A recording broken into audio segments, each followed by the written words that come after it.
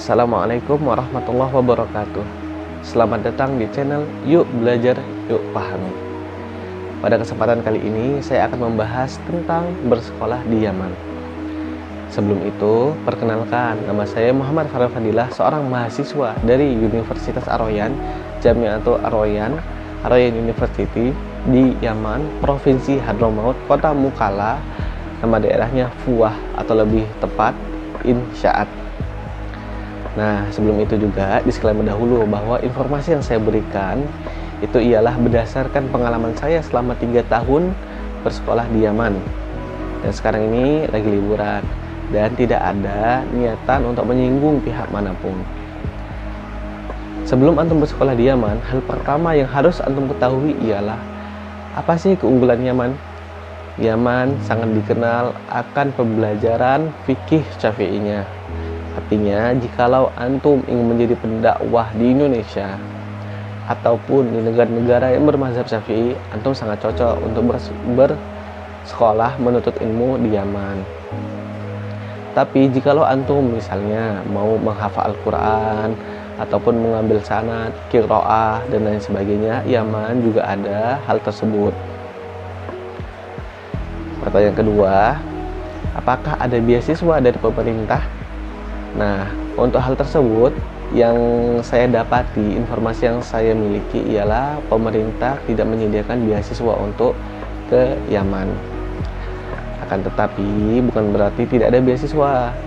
Ada beasiswa yang bisa didapatkan oleh lembaga tertentu ataupun dari lembaga itu sendiri. Contohnya kayak seperti saya itu bersekolah di Universitas Ar-Rayyan. Pada zaman saya ketika mendaftar, alhamdulillah tidak dipungut biaya.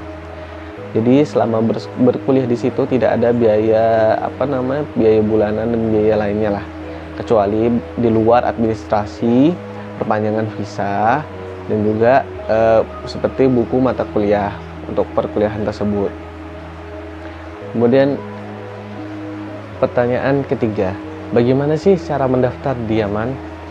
Untuk mendaftar, ada 3 berkas umum yang harus disiapkan. Yang pertama ialah paspor, kemudian ijazah terakhir dan terjemahannya, cap stempel penerjemah resmi, dan yang ketiga ialah pas foto, normalnya 3x4. Kemudian cara mendaftarnya pun ada 2 cara. Yang pertama ialah secara mandiri dan lewat travel. Secara mandiri yaitu misalnya antum punya kenalan yang berada di Yaman, baik itu ustadz, kawan, ataupun abang kelas, bisa antum titipkan, kirimkan berkas tersebut, kemudian titipkan untuk didaftarkan secara langsung. Nah, pendaftaran untuk misalnya lembaga-lembaga yang ada di Yaman itu ada 2. Pertama adalah dia harus mendaftarkan diri dulu di perwakilannya yang ada di Indonesia, kantor di Indonesia. Yang kedua, langsung mendaftarkan di lembaga tersebut. Jadi dia tidak memiliki kantor perwakilan di Indonesia.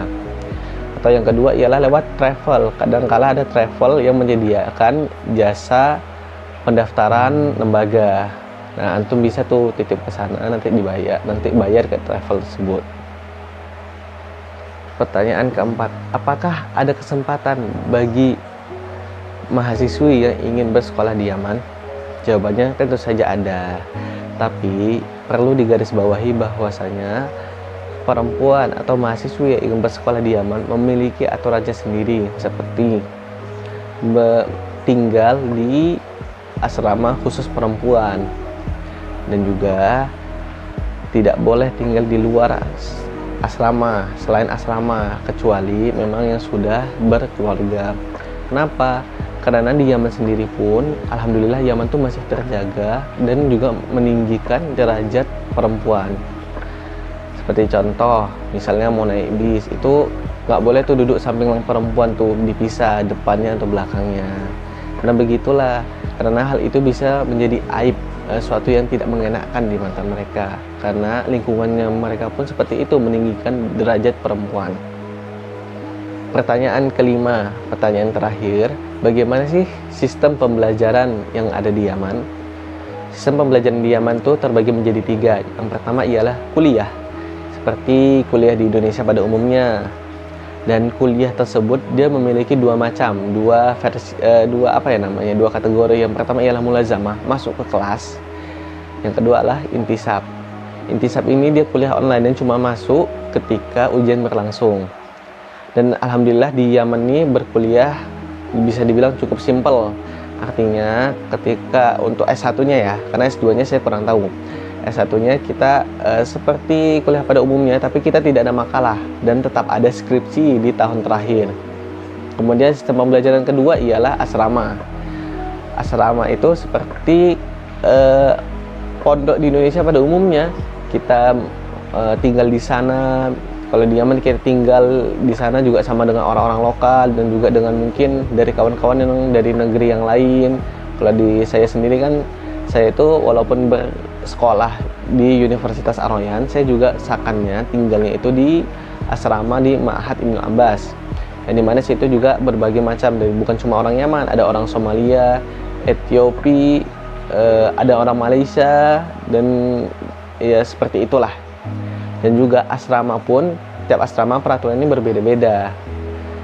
Misalnya yang jelas kan sholat 5 waktu, terus ada pembelajarannya. Yang dimaksud dengan peraturan berbeda itu ialah ada asrama yang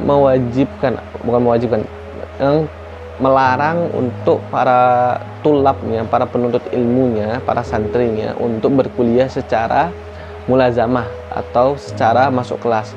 Dia cuma boleh berkuliah secara intisab, yang artinya dia berkuliah secara online yang masuk pada saat ujian saja. Itu juga ada asrama yang seperti itu. Kemudian yang ketiga ialah sistem belajar itu berkuliah dan berasrama. Dia dalam satu lembaga. Kalau saya sendiri kan di Universitas Ar-Rayyan dan ma'hadnya, sakannya di asrama Ibnu Abbas, itu bukan satu lembaga. Walaupun alhamdulillah waktunya pun berbeda. Kalau pagi saya kuliah, sore saya belajar di asrama. Tapi kalau ini berbeda. Dia sakannya dan sekolahnya dalam satu kelembagaan. Yang seperti itulah. Artinya dia pun terikat. Kalau saya kan, ketika saya keluar dari asrama, saya bisa tetap berkuliah di Universitas Ar-Rayyan. Begitu juga sebaliknya, kalau saya telah selesai, saya tetap bisa melanjutkan untuk menuntut ilmu di asrama. Tapi kalau asrama yang memiliki kuliahnya juga, itu ketika sekali keluar, maka dia keluar dari asrama dan kuliah tersebut.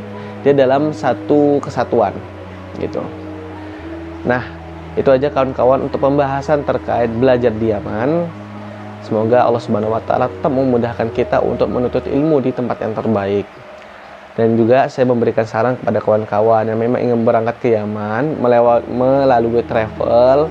Perhatikan baik-baik travelnya, tanya, karena ada banyak juga kasus, tidak sedikit kasus yang mana travel tersebut semena-mena. Pada saat anaknya sudah di sana, sudah di Yaman, semuanya ditinggalkan. Misalnya dia travel memberangkatkan beberapa juta gitu kan, tapi ditinggal, tidak diurus. Ketika mau diurus lagi ada biaya tambahan.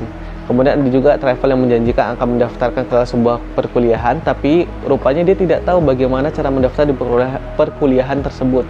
Seperti contoh di universitas saya, Universitas Ar-Rayyan, itu wajib mendaftar lewat BEM, dan itu sudah diakuisisi, sudah disetujui oleh amitnya sendiri, oleh rektornya sendiri. Ketika ada travel yang ingin mendaftar langsung ke kantor, tidak bisa ditolak. Dan hal ini perlu diwaspadai kawan-kawan untuk antum yang ingin bersekolah di Yaman. Nah, juga untuk antum yang ingin bertanya-tanya kepada saya, bisa langsung tulis di kolom komentar atau DM saya di Instagram. Nah, sekian pembahasan dari saya seputar belajar di Yaman. Kita tolong pada kawan-kawan untuk tekan like dan subscribe-nya. Wassalamualaikum warahmatullahi wabarakatuh.